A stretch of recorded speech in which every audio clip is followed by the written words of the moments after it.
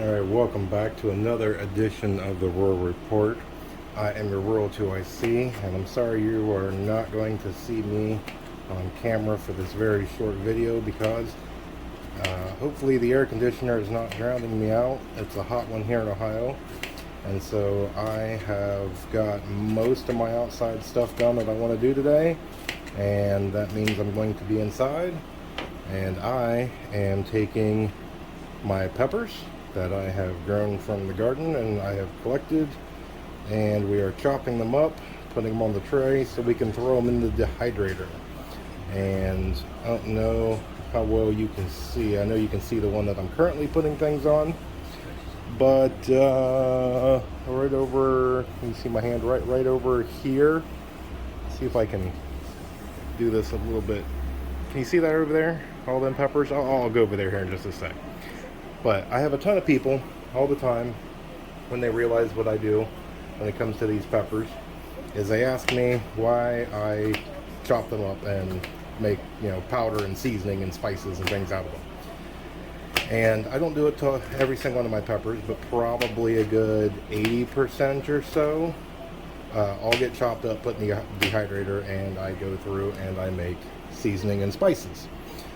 The other ones I eat fresh when I add them to pizza and everything else, because I want to enjoy the fruits of my labor instantly as I pick them. But in the prepping community, when you are, let's say, the what do you want to call it, the scenario that it is the end of the world as you know it, and you're out in the wilderness like some sort of zombie movie, and you are trying to survive off the land. For me, one of the most abundant resources is going to be fish. I absolutely cannot stand fish. I know, look at me, I'm a prepper and I hate fish. I'm sure I'm not alone in that, but I'm not naive enough, to know that I'm going to run around and survive and have a diet completely free of fish if the world goes completely chaotic and I need to survive. So for me, how in the world do I survive on eating something that I do not like to eat?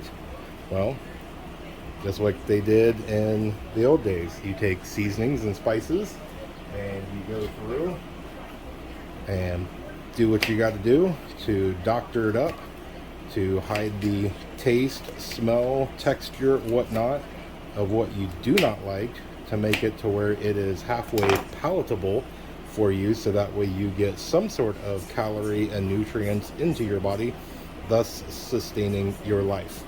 So that is the reason why I do it. I'm showing you what I'm doing. Hopefully you guys are out doing some gardening and some things too. I'm going to move you over here as I continue to talk. See if you guys, oh, look at that. Look how beautiful of a shot that is.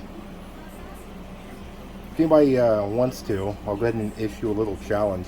Can you name the peppers that you see right there? And of course, this is only just a handful of the tray, so I don't have all the peppers. But I think currently I'm growing about 9 different kinds of peppers. 9 or 10. So if you guys are growing, go ahead and send me some pictures. You can do it in the email. You can go over to Facebook and search for The Rural Report and send me pictures there. Post them up so that way everybody can see them. So that way maybe we can start a little garden section of it so everybody can kind of show off how good their garden is doing. If your garden's not doing good, maybe it's a good thing that you can look and see somebody that's close to your area or in your gardening zone, and maybe ask them questions so that way you can figure out maybe what you did wrong, or maybe it's just a bad growing season in your area or just all over. There's just a lot of reasons that we can do that. But with that, I'm going to keep it short, guys. Remember to remain united. We're all prepping in this together.